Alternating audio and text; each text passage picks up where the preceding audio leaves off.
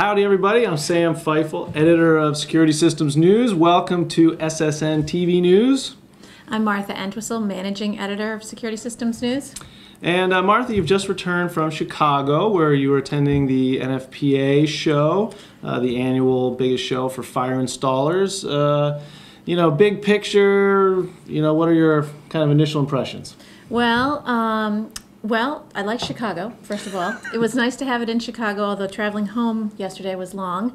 It was a good show. I mean, I saw a lot of people. I would say the traffic was probably a little lighter than last year. You said there was kind of a wide boulevard of some sort? Yeah, the design of the floor was not great because there was just a huge aisle down the middle of the show floor. So even if it was packed, it wouldn't have looked packed. Right. So it's, makes for easy moving up and down through the aisle. What about the size of the show in general in terms of booths? Did it seem bigger or smaller? I asked the folks at the communication director at the NFPA folks for numbers, but they didn't have any yet. So I would say, to me, the show looks smaller than last year.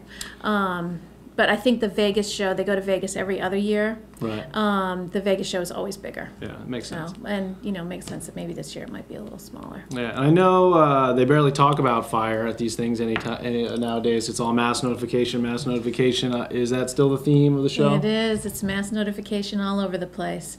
All of the major players were, you had Siemens. I talked to Pete Tately at Siemens. The Honeywell Fire Group. I talked to Pete Embersold at Notifier and Mike Madden at Gamel FCI, talking mass notification. Who else? And of course Simplex Grinnell. Sure. They had a new small mass notification for small applications. And let's see, who else? What about this new standard that everybody was buzzing about?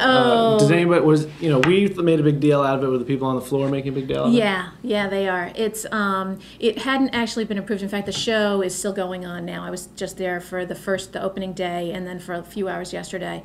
But the show is actually continuing today. So you just couldn't be bothered to report on it? Is that how it was? I didn't realize the show's still going on. The show is still going on. Nobody tells me. And they were going to be approving the mass notification standard, or the new part of the new NFPA 2010 code, which includes a whole new thing on mass notification. So that'll actually be approved today, I believe. And yeah, there's a lot of talk about that, and they believe that this is going to, means all kinds of new business will happen for fire installers. But, did you get a chance to talk to, the manufacturers, kind of top down, were saying this is going to mean a lot of business? What about the installers themselves? Do you feel like there was more interest in these mass notification systems because of the potential new business? Yeah, and then I'm really still getting that from the manufacturers more than the installers themselves, because I was mostly talking to manufacturers when I was there. But what they were telling me is that the installers still don't understand it. So they were the traffic. Hear that, installers? Too dumb. But the manufacturers are there to explain it to you. Those kind manufacturers. But that's in fact Pete Tately from Siemens and I were talking about that. He said they're still coming in and just saying, how does it work? And because they're for the last several years, people have been calling all kinds of different things mass notification. What about any other kind of new, interesting products? Yes. Something you're buzzing about here? It's a new product for Simplex Grinnell. They have a video smoke detection product, which they haven't announced. Wow. They put out announcements about a bunch of things, but they put out no announcement about this. Huh. But I was walking through their booth and I saw this, video smoke detection thing, and the other two companies, as you know, that have this product. There are only two really in the States. There's DTEC and Axon X, and so this is new for another company to have it, and they've partnered with a Chinese company called WizMart. Oh wow, whiz bang! Yeah. I know. Yippity zippity doodah, for this video smoke detection, and it's going to be available, I guess, in the next 60 days. They say, but it's they were showing it and people were looking at it, but they haven't made any announcements. Interesting. And I saw Jim Spicer, who's their president, but he was talking to a customer, so I didn't get a chance to talk to him. But I did talk to a couple product managers, Jeffrey Brooks and a guy from the UK, David Bywater from Simplex Grinnell, and they were telling me about it. And one of the things they were saying is that it has, it's an infrared camera, so it's good in the dark. So you can do smoke detection without light, basically. Yeah, and it's video smoke detection without light. So, they're saying that that's a big deal.